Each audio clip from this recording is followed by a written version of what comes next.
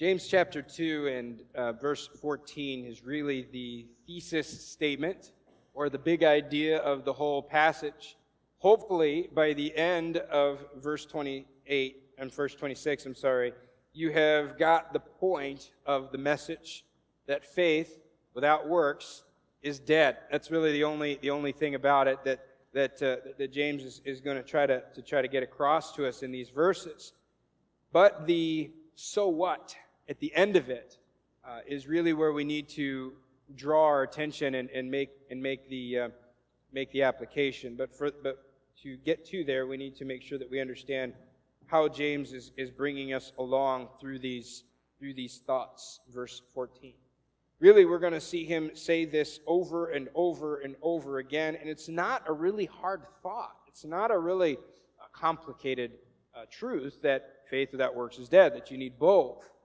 But he keeps saying it over and over, and he says it in different ways, but he keeps coming back to the same truth. And so, as I said, the big idea or his thesis statement is that faith is validated or it's confirmed by works. Many people have come to this passage and have questioned the authority of it because it seems to fly in the face of just about every other salvation doctrine at surface level. But when we dig into it and we really understand what James is trying to get across, it by no means contradicts, but in fact it emphasizes the truth and digs deeper into the doctrine of salvation.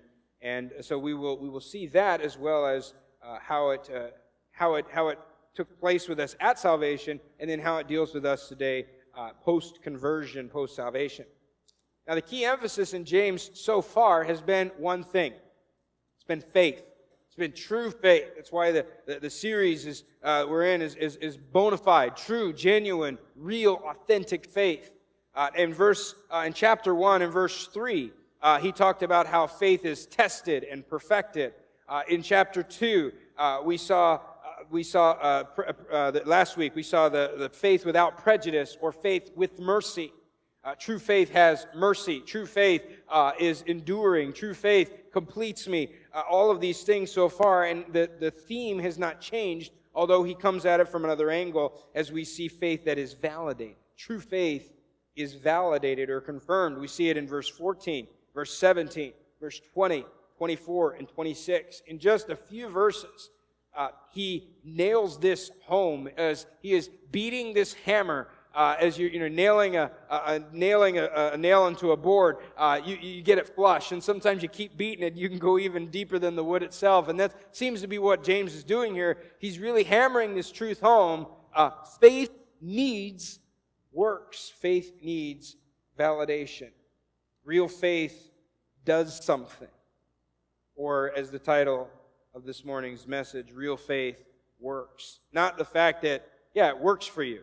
Not that way, but real faith works as in real faith actually does something. But I ask the question, why does faith need to be validated? As James is going to explain to us very, very, very carefully and very detailed, that faith needs to be validated, I have to ask the question, why?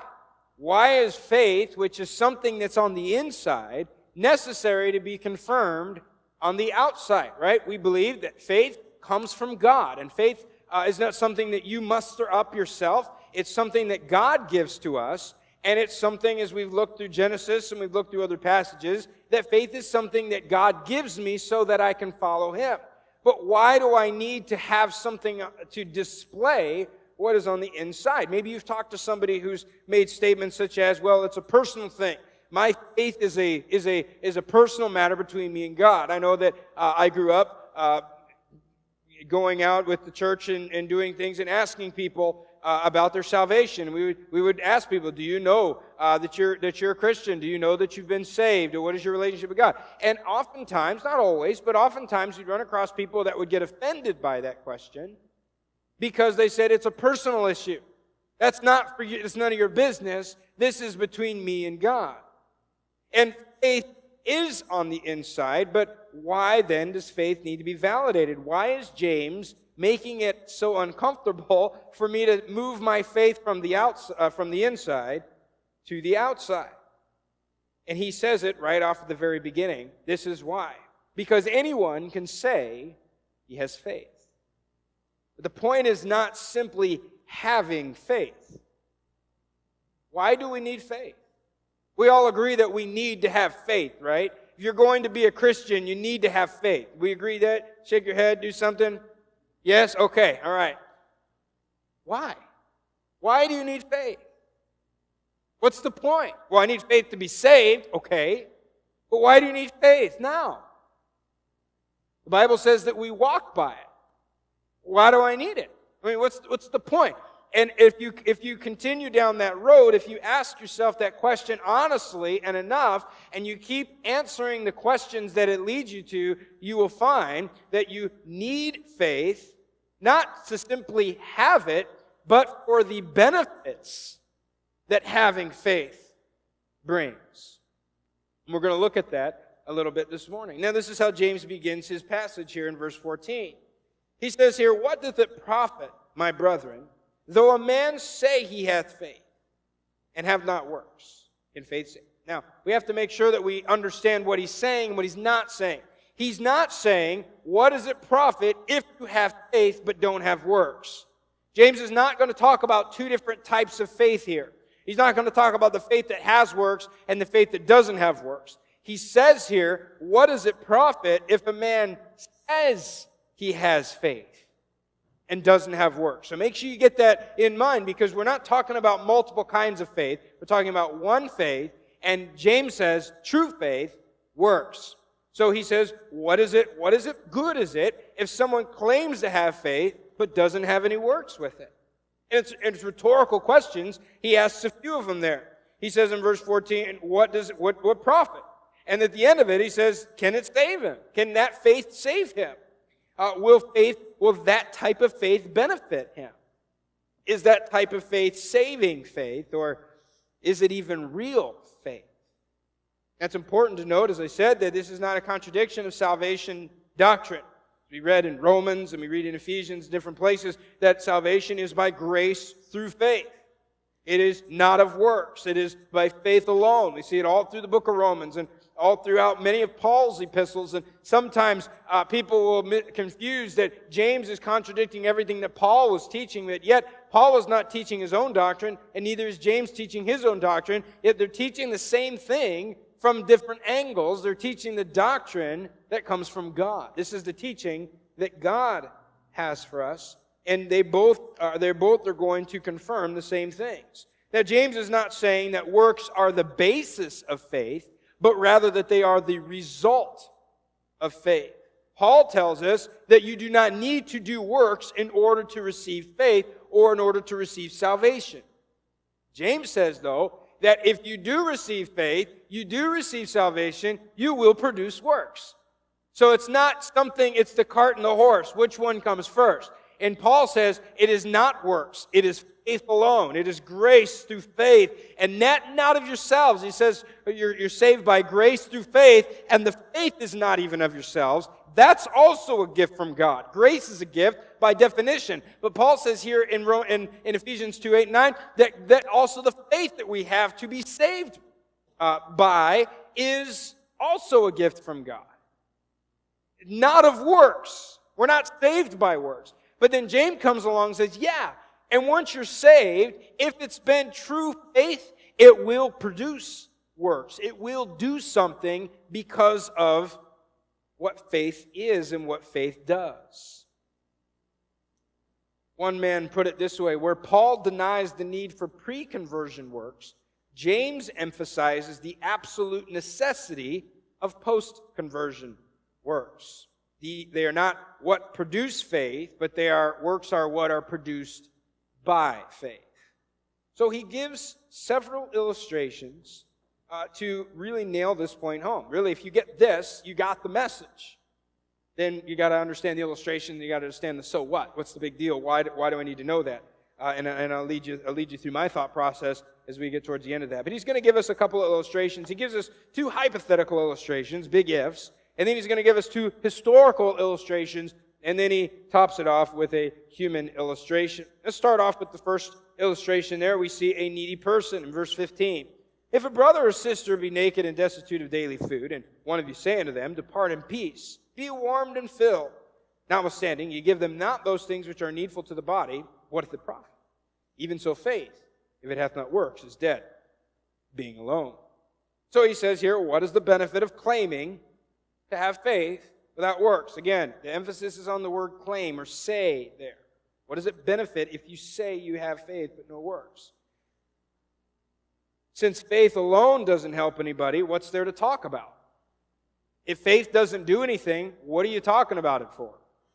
And so he says, if a brother or sister, this would be a fellow Christian, or someone that is connected to you. This is not a perfect stranger out there, although we see plenty of teaching on that. He's going to put this illustration on the bottom shelf.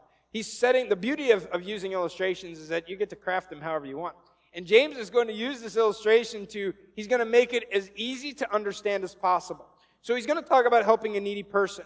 And it's one thing to help a needy person whom you do not know. It's another thing to help a needy person that is in your family. And he says brother or sister here. Lincoln and I were in Erie this week, and we were traveling looking for soccer cleats. And we had to travel to 5 stores. Started in Jamestown, moved to Harbor Creek, ended up in Erie. And one of the things that you notice that he had not noticed when we lived in Washington, that now he finally notices, are homeless people standing on the street corner with signs and things. And as we were leaving the 5th Walmart, we passed this man who was holding a cardboard sign, typical cardboard sign, said, homeless need help. Well, now he reads, and now he's paying attention to that stuff, and he's like, homeless needs help. What's that guy? What does that mean? I said, well, he is homeless, so it means he doesn't have a place to live, or at least the sign says that, and he needs help. He's asking for people's money. And then that one, we had already passed by, and then the next question, which is out of the mouth of babes, he's like, why didn't you help him? Like, well, son, I didn't have any cash on me, okay? So that was my excuse. I felt like I got through that, but as he was talking about it, it convicted me, and I thought, growing up and where I'm from in Washington, very metropolitan area, there are a lot of homeless people. In fact, when we went back on vacation, just in a year and a half from when we moved until when we went back, the abundance of homeless people is growing. It's crazy. There are tent cities all over the place, and under bridges, and even where my parents live. It's kind of isolated. It feels like you're in the country, but it's industrial parks all around. But they have acreage, but they're not far off from the big stores. Maybe 3 minutes away from several fast food and businesses and things like that. But as you travel just those 3 minutes, there's little bridges and railroad tracks, and there's little tents set up, and there's homeless people living. And the more you see them, the more calloused you can be to saying no to all these people. If you've ever walked down the busy streets of a Seattle or Chicago or New York City, and people are constantly asking for money, you get used to ignoring them, walking off. You can't give $5 to every homeless person you meet, or you won't make it to the end of the street. But when you don't see them very often, it's a little bit more striking. It's like, wow, that person doesn't have, at least their sign says, they don't have a place to live. They don't have food. They don't have anything else. And I know that there are scams and there are people that take advantage of the kindness and the generosity of other people, but there are genuinely people in need out there. And James is going to use that type of a person here, but he's not just saying a person that you see on the street carrying a cardboard sign. He says this is a brother or sister. This is someone within your congregation. This is someone to whom you have a connection. And notice how he describes them. They are not just a person who needs something. It says here that if a person who is a brother or sister is naked and destitute of daily food. And the word naked there does not necessarily mean what we think of naked, like a person walking around without any clothes on. But more than likely, it's describing a person who has the undergarments, but they don't have what they really need. If we were to put it in our culture, it would be a person who lives in Western New York that doesn't have a coat, doesn't have they have holes in their shoes, and it's the only pair of shoes they have. They only have one T-shirt. They're wearing jeans and a T-shirt, and they're walking around with holes in their shoes in January in Western New York. we would say, they're about naked. There's not much between you and the elements there. You need something else on you. And he says that they are destitute of daily food. That's where destitute implies an ongoing need. This is not just a one-time thing. This isn't someone who forgot to bring his lunch to work, or someone who left his jacket at home when he went to the park. This is someone who doesn't have any of these things. They are destitute. They are in need. And notice the reaction. You become aware of the need. You recognize the need. You acknowledge the need because you said to him, be warmed and filled. But that's all you did. Go in peace, be warmed and filled is essentially saying goodbye and good luck. So I'm walking down the street. I see someone I know. They're naked. They are hungry and they're shivering cold. They're starving. They have no clothes. They have no food. They don't have anything. And I walk past and I recognize that person. I recognize the need that that person has. And all I can come up with is goodbye and good luck. It reminds me of the priest and the Levite who passed by the injured man on the side of the road. Maybe they said that much. Goodbye and good luck. Be warmed and filled. But they don't do anything other than that, and they continue to walk on. And James says when you do nothing about the need and use this type of verbiage as your excuse, what you're doing is using God as your excuse to not get involved. Basically saying, may God help you so I don't have to. This is actually a form of a prayer that they're saying here. It's a blessing. It's a prayer of blessing on this person. I pray that you will be warmed because you're naked and filled because you're hungry. But I'm not going to do anything about it. I hope it gets better. Now, what he's describing here, as I said, is not something that requires great amount of resources to help out with. I think we've all got something that if we came across someone who truly had no clothes and truly had no food to eat, we could probably go into our own closets, and even the poorest person in here could still probably find something to help that person. Whether it be one meal, or whether it be a sweater, or whether it be an old pair of shoes or boots or something, there's something we could do, and even the poorest person in here could probably scrounge up the money to go and take them and get them something to help them out and make it just a little bit better. Do you agree with me there? I think that we could all find the resources. So the resources aren't the problem here. It's the attitude of, may God help you so that I don't have to. One writer, his name Luke Johnson, he says this is a religious cover for a failure to act.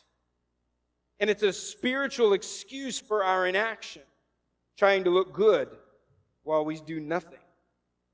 And that's what James is saying. How does that help? How does that prayer of blessing help them? Does that make their belly full? Does that warm them simply because you prayed for them? No. In fact, it probably didn't. We know it helped, but it probably made the situation worse. Have you ever heard people talk about Christianity negatively because of the negative experience they've had from other Christians? I can't remember who was it that said, I would be a Christian if it were not for Christians. Because they look at how we act and they say, they won't even do that? We talk about the spiritual aspect of it, but we don't take care of the actual need right there. It's the equivalent of going to a restaurant. I hope none of you do this. You go to a restaurant and they'll leave a gospel tract as the tip. You ever seen someone do that? Like, I can't believe you do that. They're like, silver and gold have I none, but such as I have give I thee. I'm like, no, they actually healed the guy, okay? They didn't leave him a gospel tract. And people will do that, and they'll think that this is better than the $2 that you need. Christians ought to be generous. If you're going to leave a gospel tract, you better leave some money with it. I mean, you better leave some good cash there where they ought not be that we're nickel and diming it. We're generous with that stuff because that's who we are. Because someone who is far more generous to us has taught us how to be generous to other people. But he goes on. He says that this is the problem with this type of this so-called faith. Though we are to ask God, and the Lord's Prayer involves even the statement, give us this day our daily bread. And though we are supposed to ask God for our daily bread and depend on Him for it, the reality is that it is often delivered by His people. You pray for your daily bread and the things that you need, but where does it come from?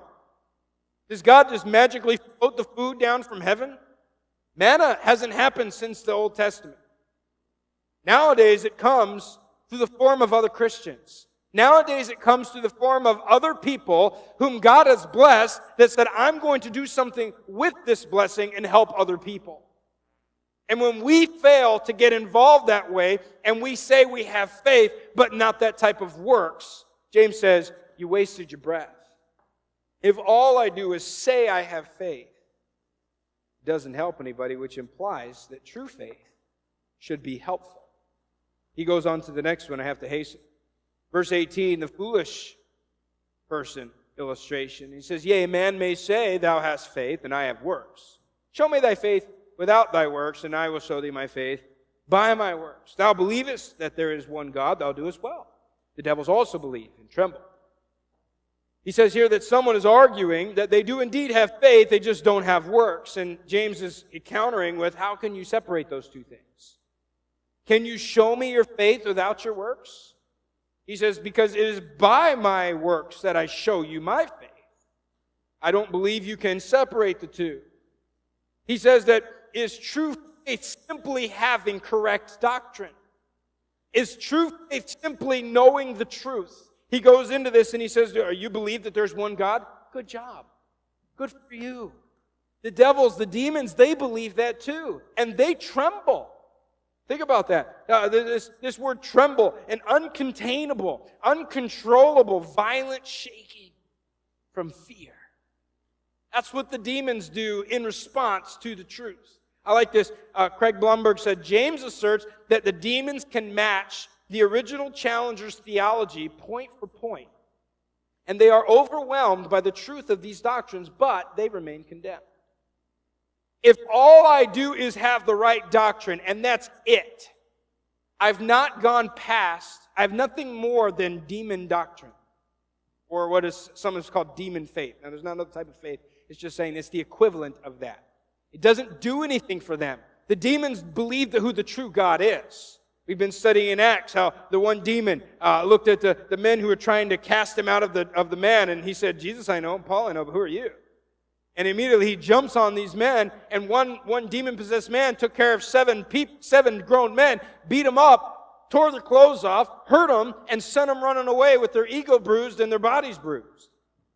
He said, I know who Jesus is, but I don't know who you are. And simply because you mention Jesus' name doesn't make me obey you.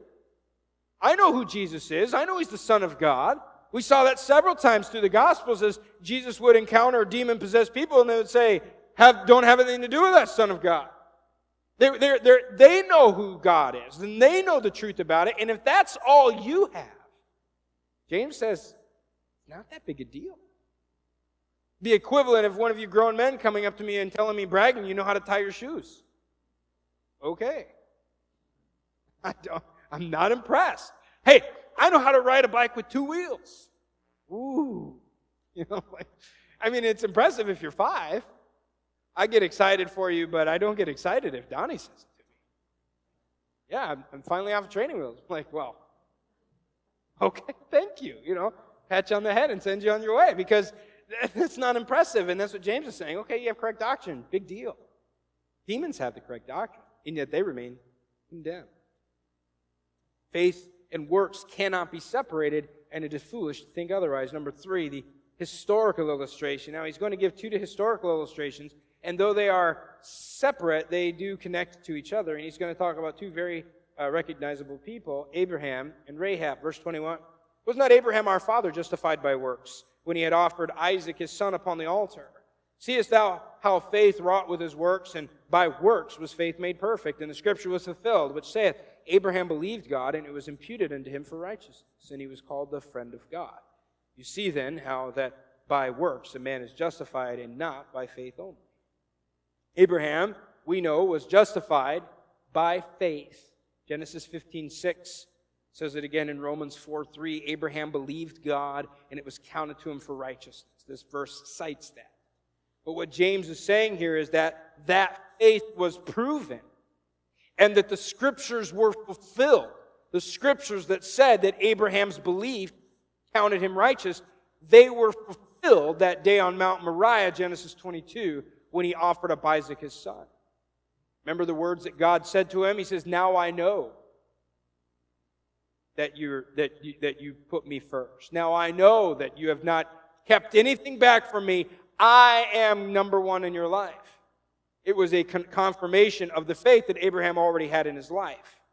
Now he was not, true faith produces works. Well, what kind of works? We look at the works that Abraham did. I don't believe that true faith evidences itself by offering up our children. Sometimes parents would be more than willing to confirm their faith in that way. But that's not how it works, okay? So don't get any ideas. Michael Townsend said, "The actions that James ascribes to Abraham are not keeping the law, nor even works of mercy, but the radical obedience of faith itself." That's how works displayed themselves in Abraham's life, by radically obeying God, doing something very hard to do, but yet God commanded him to do. That's how it was evidenced in his life. True faith is radical obedience. Number 4, in second person, is in verse 25. "Likewise, also was not Rahab the harlot justified by works when she had received the messengers and had sent them out another way?" If you're not familiar with the story of Rahab, read Joshua chapter 2. As the children of Israel were about to make their way into Jericho, they sent spies. They sent 2 spies in, I think it was, and they went in, and the men of Jericho knew that the spies were there. They knew that the children of Israel were encamped, and they were going to attack them. And the men of Jericho were scared. They were like little children. They were so scared. The whole town was scared. And Rahab has this conversation with them. As she hides them, she diverts the soldiers when they come to her house. Many people would say that the Bible describes her as a harlot. She was a prostitute. But other historians and commentators suggest that she also would have run the hotel or the little hostel there, which would, because it brings up the fact, like, what are these 2 guys doing visiting a brothel when they're supposed to be spying on the city? So it makes a little bit more sense to understand that maybe she had some sort of hotel or something, place to stay. She was also a prostitute. But anyways, they come to her house. They know that she had welcomed them there, and she said, "Yes, I just sent them on their way. If you catch them, if you hurry, you can catch them." But then they were upstairs, and she had hid them under some things, and eventually the soldiers go away, and she brings them up, and she says essentially this: "I know that God is with you, and I know He's the one true God. And ever since we heard about what God did with you at the Red Sea 40 years ago, we have trembled." That's the faith that everybody had in town. That's the belief, the understanding, the acknowledging of the truth that everybody in Jericho had. But then she went a step further and she said, "Now listen, I know that you're going to take over our city. I'm asking you to spare me. I'm going to let you down." And they come up with this idea: hang the red cord out of the window, and if we see the red cord, everyone in your house will be saved. That was something that no one else in the city did. She evidenced her faith or her belief through her actions.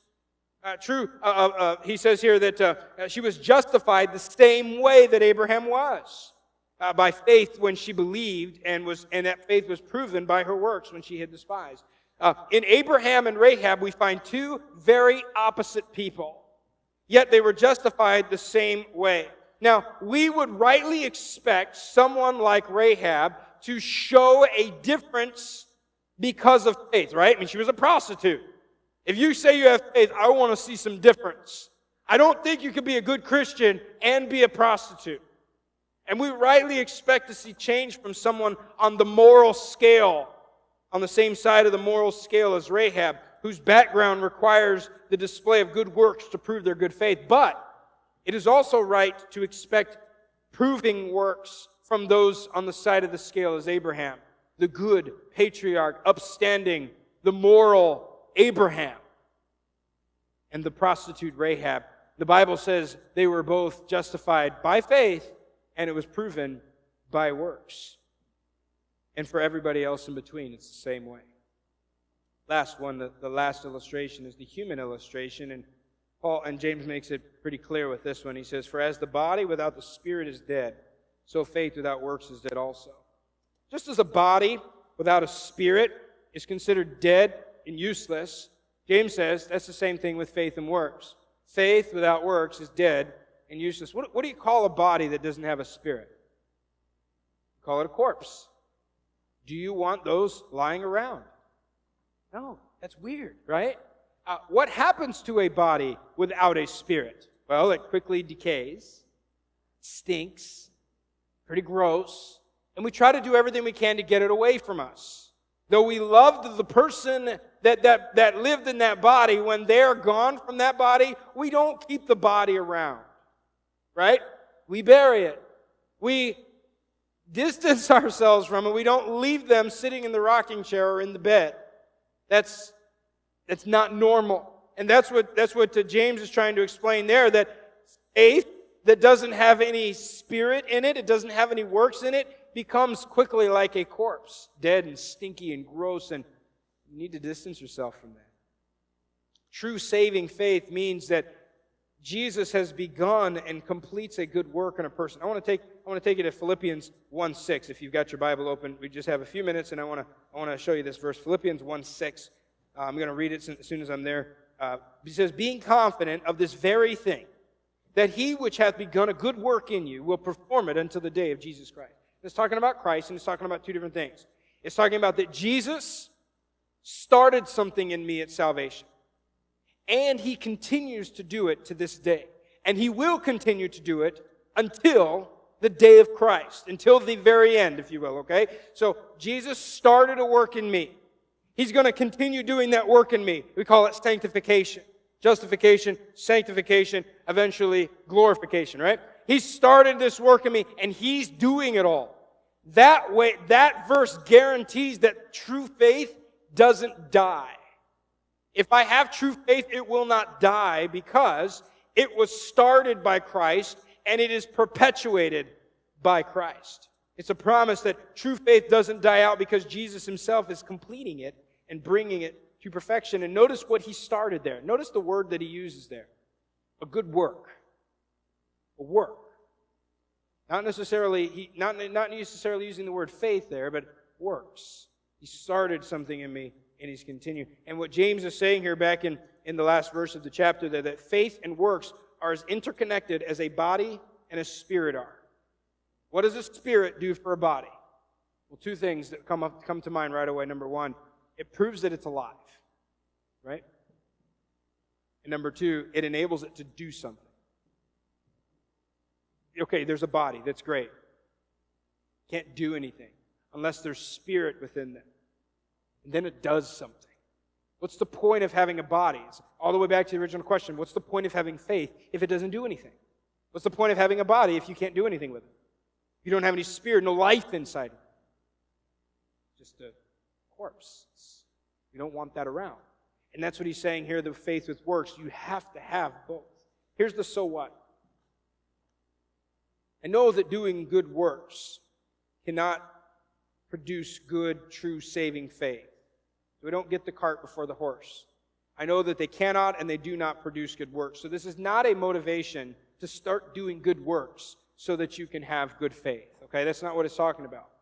And I also know that, going back to our study in Matthew 13, that if I am good ground, or if I have true faith, if I'm the good soil, the fact that I am good soil will be revealed in the fruit that it produces in me, right? So good ground is revealed in the form of fruit, and true faith is revealed in the form of fruit. And part of the fruit is good works. And it's going to be produced in me and through the work of the Spirit living in me. The Holy Spirit does these things. The only reason I produce fruit in my life is not because I made it happen. It's because the Holy Spirit, that's why it's called the fruit of the Spirit. It produces itself within me. Now, true faith will reveal itself in many different ways, but it will reveal itself. I want to read one more quote from here from Mr. Blomberg. He says, "True saving faith, by definition, means that the Spirit enters a person's life to begin conforming them to the likeness of Christ. This transformation cannot be quantified, may be different for every person in detail, and regularly involves many fits and starts or forward and backward steps, but over time, it does result in changed living. And one of the key areas affected will be concern for the poor and corollary actions to help them. So I can't look and necessarily determine what works you're supposed to have to prove that you have true faith. There's not a one particular work, just like we say we don't offer our children up to prove that we have true faith. And we don't let spies escape. It's called treason nowadays. You can't do that. But there are works that do produce themselves. They will be different for all of us. And the timetable might be different, just like when we plant the seed in the ground. It might take a while for it to grow. It doesn't happen overnight. And some plants take a little longer than other plants, don't they? But they always produce fruit if the ground is good. I had to ask myself this question, even late into the week. What's the point of this passage? If this passage is not telling me to start doing good works so that I can produce faith, and it's also not telling me that to prove that I have good faith, I have to do these good works because the Spirit is the one doing this work in me. Jesus started this and continues this. What's the point of this passage? Two things. Number one, since good works don't produce faith, but the other way around, good faith produces good works, I need to first take a look at myself and ask the question, is my faith producing any works? This is really an introspective question. Do I have true faith? If I can look at my life and see some kind of fruit, then I know I have true faith. The opposite is true as well, that if I look at my life and over time I see no fruit, I see no growth, I see nothing happening, it's still just as barren as it was the day the seed was planted. According to Matthew 13, according to James 2, and according to the whole Bible, it's not true faith. If it's not producing works, it's not the faith of the Bible. It's not the faith that James is talking about. It's not the faith that comes from God. It's not saving faith. So if it's not saving faith, what is it? Because faith that does no good is no good. Faith that doesn't do anything good doesn't do anything good for me. Because faith is not for me to keep to myself. It's not just something that stays between me and God. It's not that personal issue like some would have us to think. Faith has a purpose outside of me. God gives me that faith to obey Him so that I can do something for Him. Then I move past that. If I've checked my faith and I say, no, I can see fruit that's there. James is speaking to Christians here. I don't doubt the validity of these people's salvation. He's talking to good Christians that have good faith, which means that they will produce good works. So what's the second reason here? This passage is here to remind us to do something about our faith. Again, remember, he said, what good is it to say you have faith if there's no works there? So here's the second thing. Don't just talk about your faith. Talk about it. It's good. That's called spreading the gospel. We're supposed to share our faith with other people, but don't just talk about your faith. Show it. The saying goes, talk is cheap, right? And James says anybody can say that he has faith. If you have it, prove it. Let me end with a verse from Hebrews 10. It says, let us consider one another to provoke unto love and to good works. The point of our gathering here today, the point of Bible studies and Sunday schools is to provoke the good faith in each of us to produce work.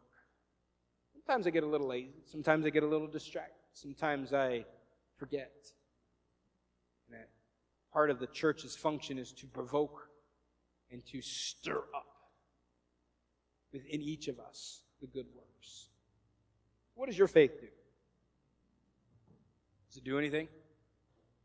If not, you need a different faith. You need the faith that the Bible talks about.